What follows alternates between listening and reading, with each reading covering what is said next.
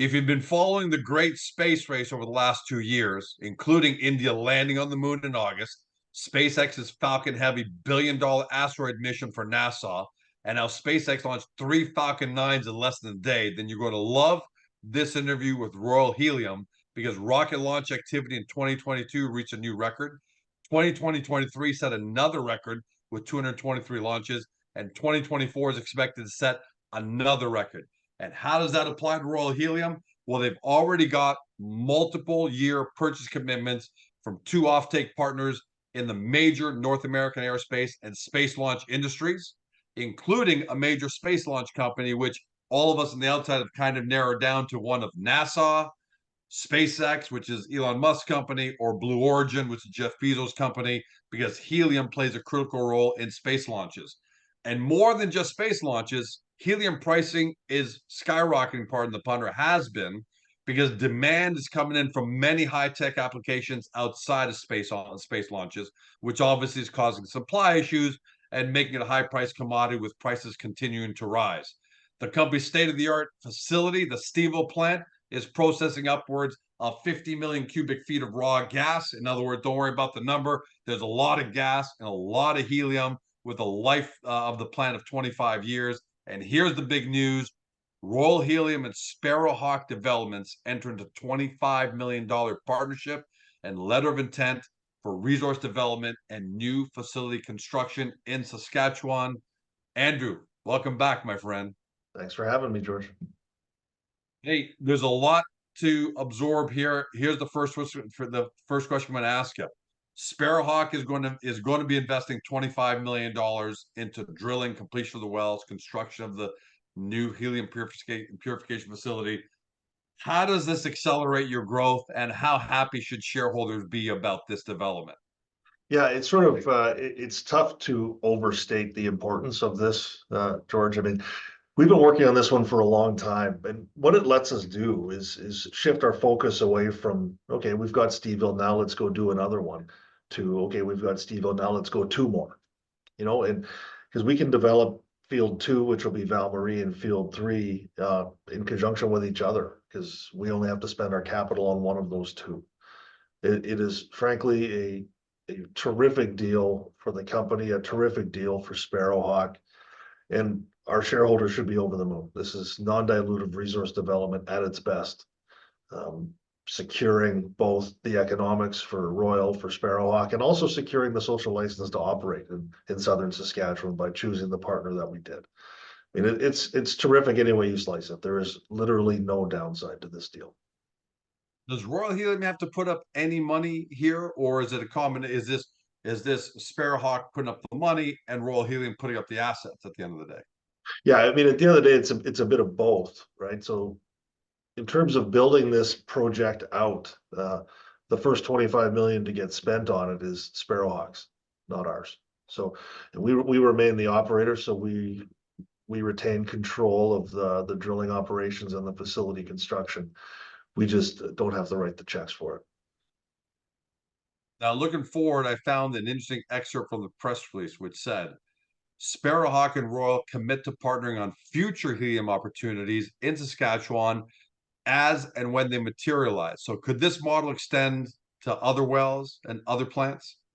Absolutely. This is, we view it as a starting point. It's just a matter of executing on this first one, and then the doors open up for wherever we want to go next. Sparrowhawk's a very interesting counterparty. They are the economic development arm of a local Cree Nation in Saskatchewan.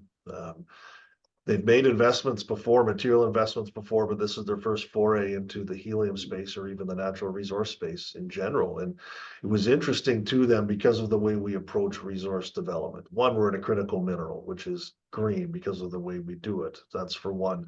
The way we process helium is second to none in terms of environmental footprint. And it's a way to give access to, or to gain access to the resource itself and the infrastructure to process it and purify it. And that's a unique opportunity. It's like it would be equivalent to, buying a couple of oil wells and building a refinery. Or, it's something that you don't see everywhere.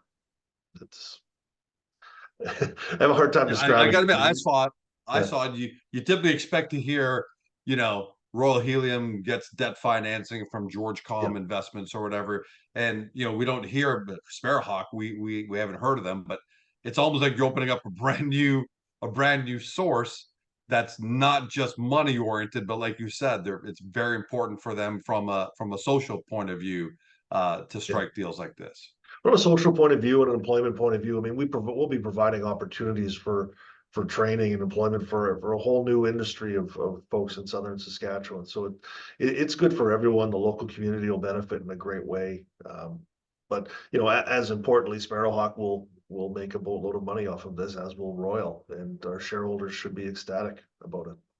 I mean, frankly, A little more when about you look at it, the $25 million price tag for what is essentially 50% of the project puts a very interesting valuation on a development asset, right? And for a company like ours, that asset's valued at at the market cap of Royal itself right now.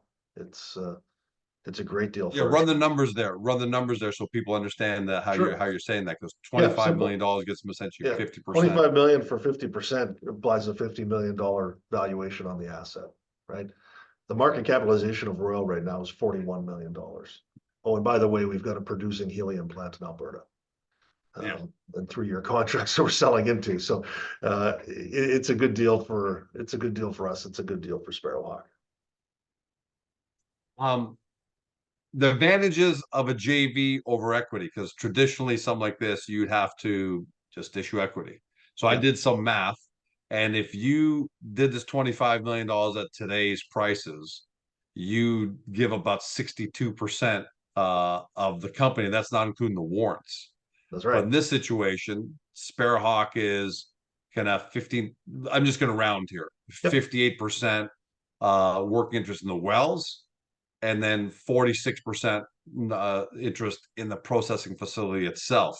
Yeah. Which obviously those are lower numbers at the end of the day than you have done through equity, and no warrants, so that's great. Why are the wells and plant JV separate?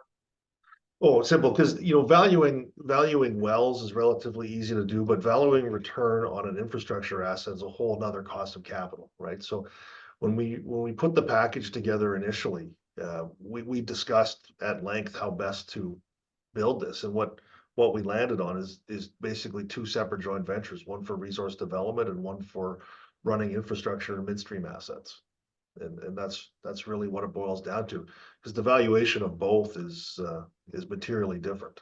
I mean, the risk associated with infrastructure is far lower than the risk associated with resource development. When you put it that way, that says to me, in my experience, that's not an easy negotiation. It's not an easy negotiation if you just wrap it up into one package. Forget about trying to make two different calculations. So does that kind of convey a great collaboration between you guys and Sparrowhawk? Each of you really want to get this done, and you got that, because that's tough there. Yeah, no, 100%. So this has been a long process. I mean, it's been hard to be quiet about it because we've been very excited about it for some time. But we started talking with Sparrowhawk in February of 2023. So this has been Wow. a long time in the making, and we stripped the project down to the studs and said, okay, here's exactly what it looks like. Let's put it together in a way that makes sense for you and makes sense for us. And for us, doing this without issuing a single share or a single warrant is an unbelievable benefit to our shareholders. So they get access to this enormous field with a brand new production facility without diluting their ownership position in the company one bit. It's a win-win. But their team of professionals on the Sparrowhawk side are very strong. A history in oil and gas and in deal making. It was a process for sure. The due diligence we went through was stringent. Third party operated and run out of houses that would do due diligence on the largest deals in the world. Um, but it was a terrific process. We had confidence in our asset that was met through the DD process. Everyone agrees this is a good deal. Is it safe to assume that the process might have taken that long? I mean, that's a year and a couple months, almost a year and 3 months or something like that. Was it safe to assume it probably took that long because you guys, Sparrowhawk knew, and you guys knew that Steveville was coming on, Yeah. And once Steveville comes on, goes through commissioning, goes through a ramp up, you get a better idea of the economics. So everyone said, let's kind of see how that shapes out. Yeah, and I think it takes a bit of a risk premium off of Royal. I mean, the fact is, okay, fine, we've proved it, we can do it. Now it's we're gonna do it again situation. Instead of going through these talks saying, oh, trust us, this is gonna work. It's no, I mean, have a Right. look, this works. Yeah. So there was certainly part of it there. By the time we brought the Steveville plant onto production, the economic terms of this deal were more or less set. And then it was a matter of going through another level of due diligence, which looked at Steveville, and all of our costs associated with building that and operating it, and making sure that they agree through to the models that we had built for Val Marie, and they did. So it was a nice little validation at the end, and I would say that was probably the last 2-3 months worth of work was getting that across the line. And follow up to that, would it be safe to assume also that if you guys did a deal on another one, it wouldn't take a year and 3 months because That's you right. guys have pretty much figured out. Obviously, you'd have to look at the specifics of a third of a second one, but it wouldn't take a year and 3 months to get another one done because now you guys have a really good understanding of the economics on the well side and the facility side. Yeah, I think that's a very fair point. A while back, I had my intuition. We were talking about the offtake agreements you had, and I said to Mhm. myself, "Hey, Andy, putting my business thinking cap on, I said to myself, there's a lot of demand. End users want helium because we that had come up in our discussions. And I said to you, is there any chance you're having discussions with end users, George Com Rocket Company, for example?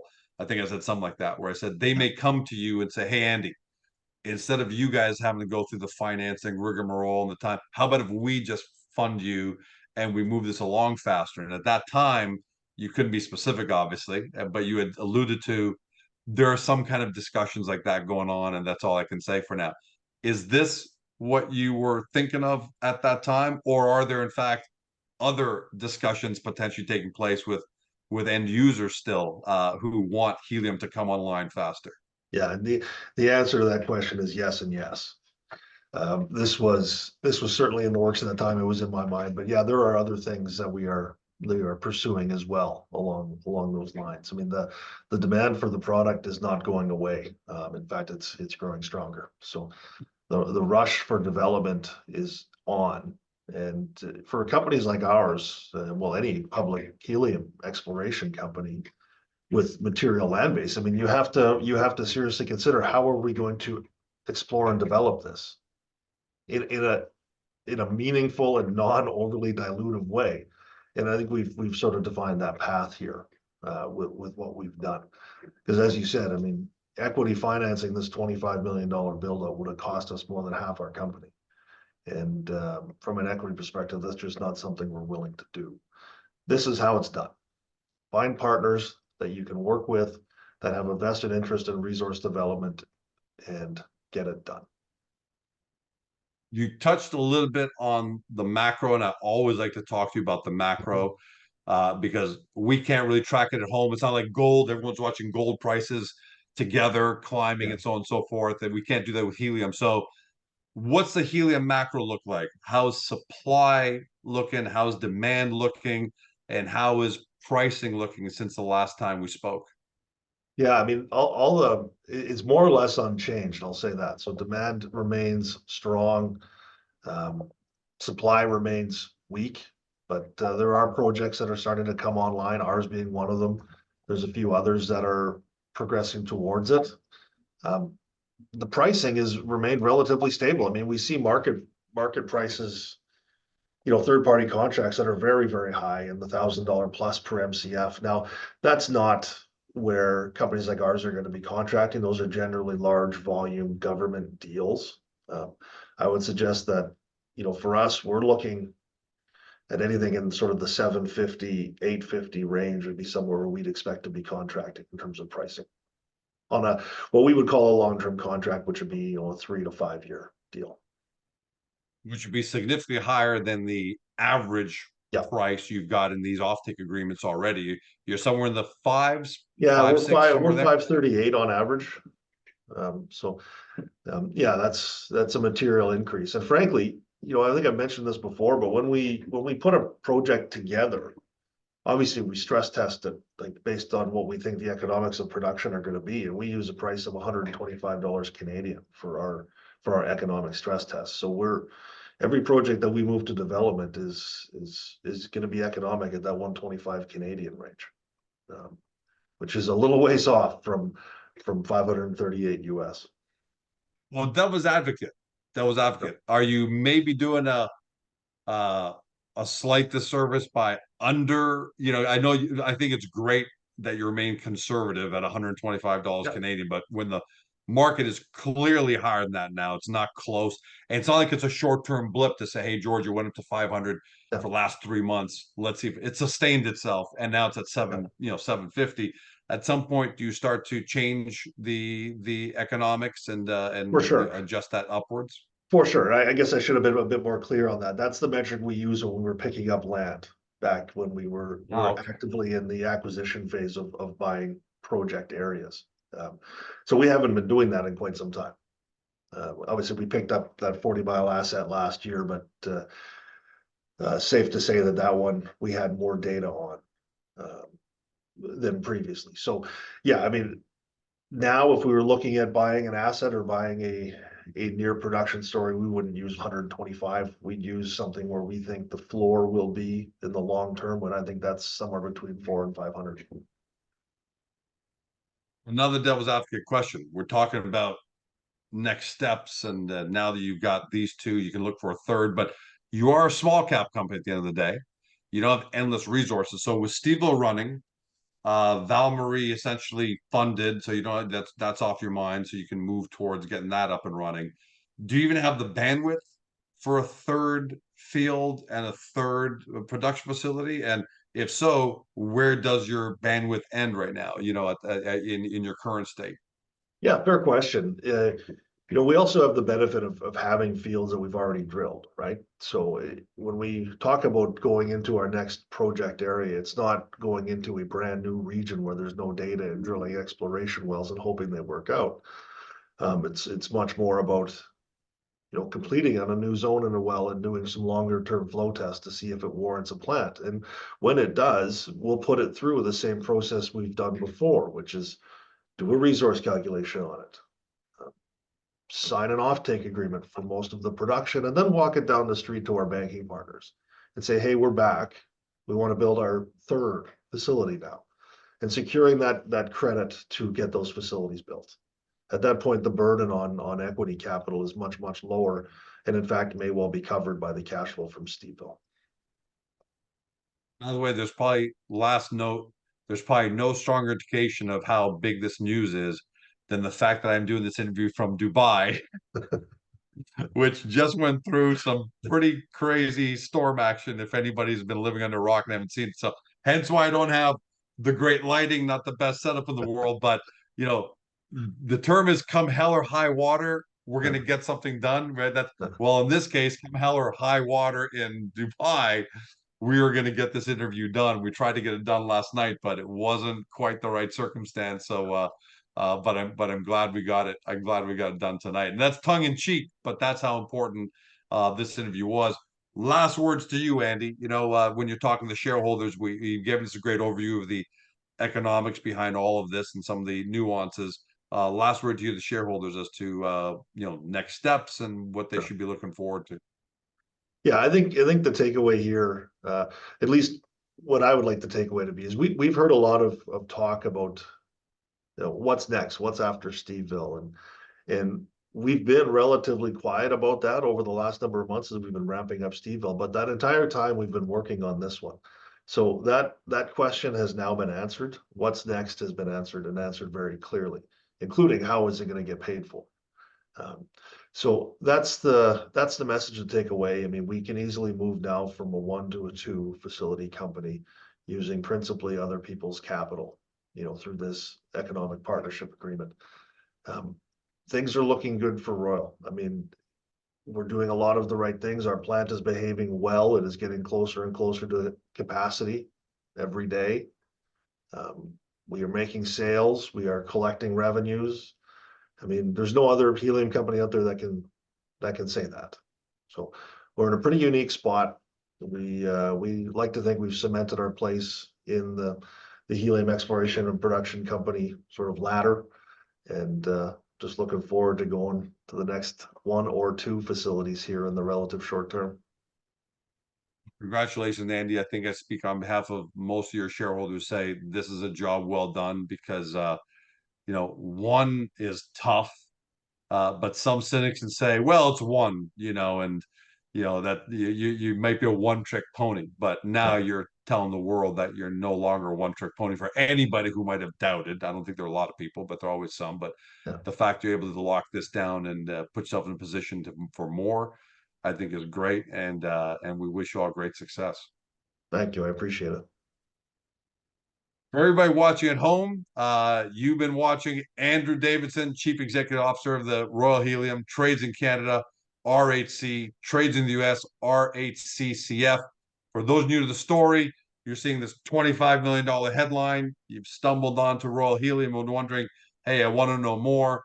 Start your due diligence at Agoracom. We got a great profile page there that gives you the layman overview of this business because not a lot of us know about the helium business.